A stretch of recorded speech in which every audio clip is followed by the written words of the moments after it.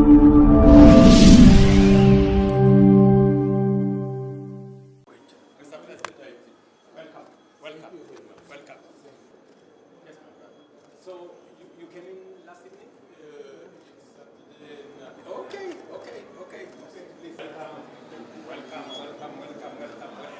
to Nairobi. Yes. Thank you very much. Welcome to Nairobi. Yes. Your neighbors? Yes, my neighbors. Not too far. And my brother. My brother. Okay. Welcome home, my friend.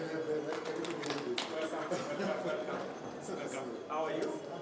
Yes. Thank you very much, Ajay. I was expecting you at 7. I'm told what time to come. Okay. You're most welcome. Welcome to Nairobi. Welcome to your home. Okay. Yes. Thank you very much. Thank you. Thank you. Welcome. Welcome. Yes, sir. Very good. Very good. How is Malawi? Very good. Yeah. Very good. Thank you for honoring us with your visit.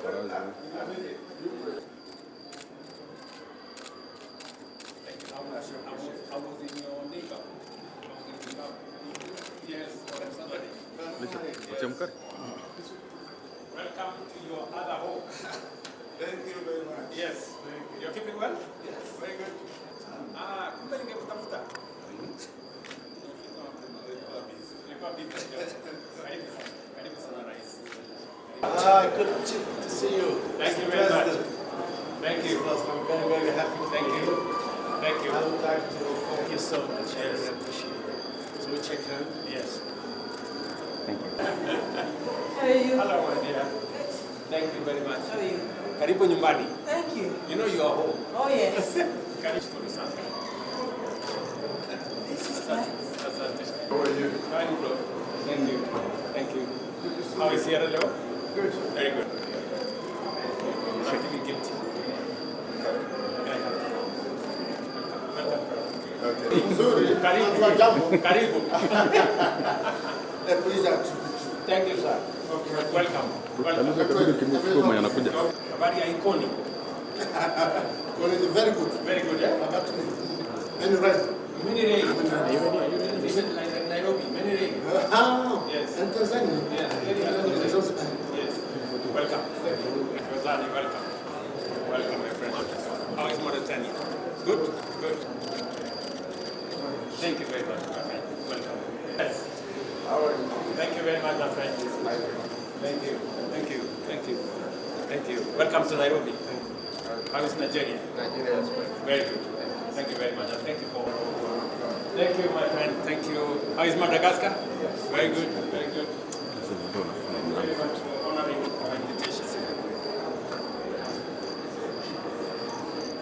Very good. I'll have a few minutes later. Okay. Yeah. President, my brother, welcome home. Thank you. Thank you very much.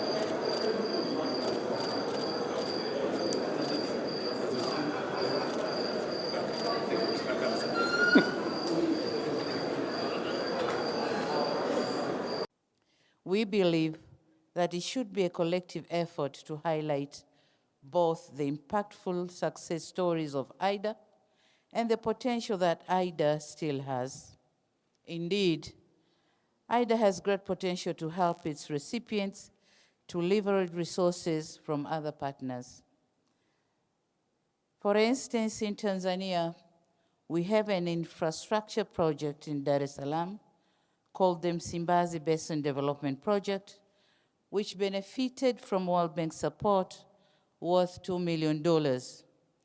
Having secured these resources, Tanzania has already been able to leverage an additional $60 million from other partners for this project, which aims at strengthening flooding or flood resilience and integrated urban development in our economic hub. Excellencies, in a bid to consolidate and building on the successes obtained during IDA 20, we are pleased to advance this most important dialogue on IDA 21. We are doing so at a time when Africa and the world are still facing the effects of multiple crises. In light of this crisis, coupled with significant shortfalls in development finance and shrinking fiscal space, what is required in going forward are more concessional resources. Africa does not need sustainable, what? You could call it sustainable underdevelopment. Africa needs socio-economic transformation. The pregnancy must become a baby. The baby must grow and become a teenager. The teenager must grow. That's what happens in life. You cannot have quantitative growth and you think you are doing anything. The main reason why there is no growth is because the growth factors are not funded. They are not even understood. What are the growth factors? We now talk of private sector-led growth. Yes, but for the private sector to grow, what does it need? It needs low costs of production.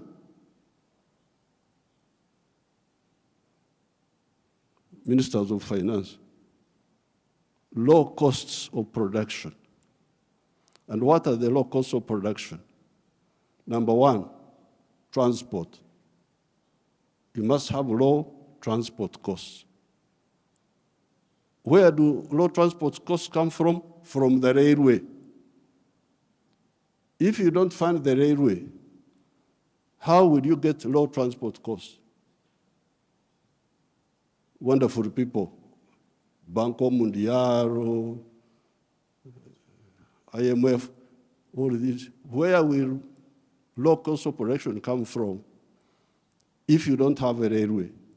It is an honor for Kenya to host this IDA replenishment conference at this historic venue, the place where African heads of state recently united with a bold vision.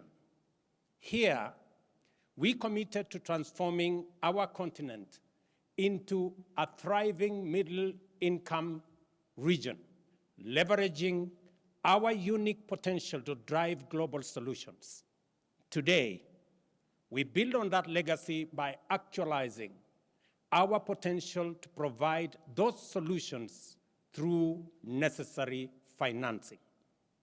I extend my deepest gratitude to each of you for joining us at this pivotal summit.